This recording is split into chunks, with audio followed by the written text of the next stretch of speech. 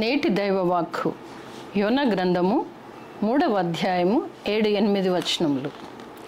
మరియు రాజైన తానును ఆయన మంత్రులను ఆజ్ఞ ఇయ్యగా, ఒకవేళ దేవుడు మనసు త్రిప్పుకొని పశ్చాత్తాప్తుడై మనము లయం కాకుండా తన కోపాగ్ని చల్లార్చుకొనును గనుక మనుషులు ఏదియూ పుచ్చుకొనకూడదు. పశువులు కానీ, ఎద్దులు కానీ, గొర్రెలు కానీ మేత మేయకూడదు, నీళ్లు త్రాగకూడదు.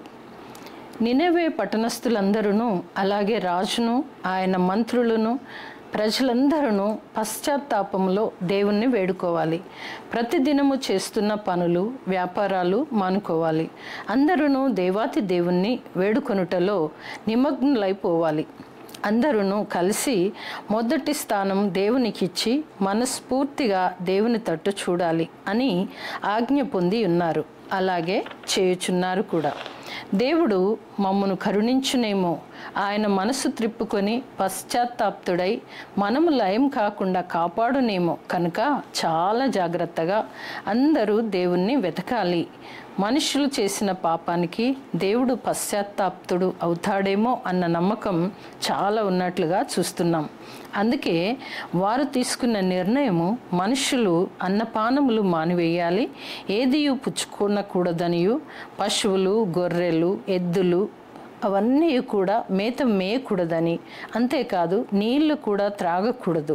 నినెవే వారు చేసిన దానికి సరి అయిన దీక్ష చేసిన ఎడల దేవుడు కరుణిస్తాడని చాటింపు చేసుకొని పట్టణం మొత్తము కూడా ఉపవాసములో దేవునిలో నిమగ్నమైపోయారు.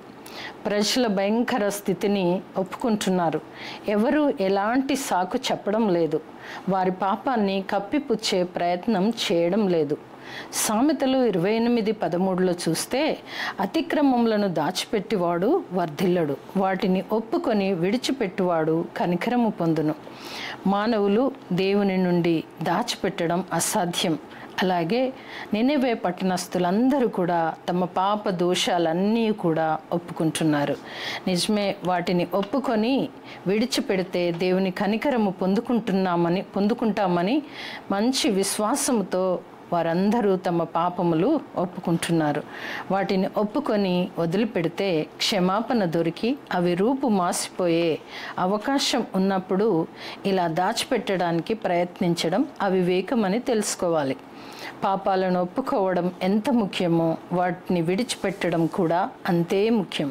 నినెవే పట్టణస్థులు తమ పాప జీవితాల విషయంలో పట్టుదల కలిగి పాపములు విడిచిపెట్టుచు దేవుని దగ్గరికి చేరుకొనుటకు అవకాశాన్ని వినియోగించుకుంటున్నారు. మనకు కూడా ఎన్నో అవకాశాలు ఉన్నప్పుడు దేవుని దగ్గర మన పాప దోషములను విడిచిపెట్టుకునే కృప దేవుడు మనకును కలగచేయునుగాక. ఆమేన్.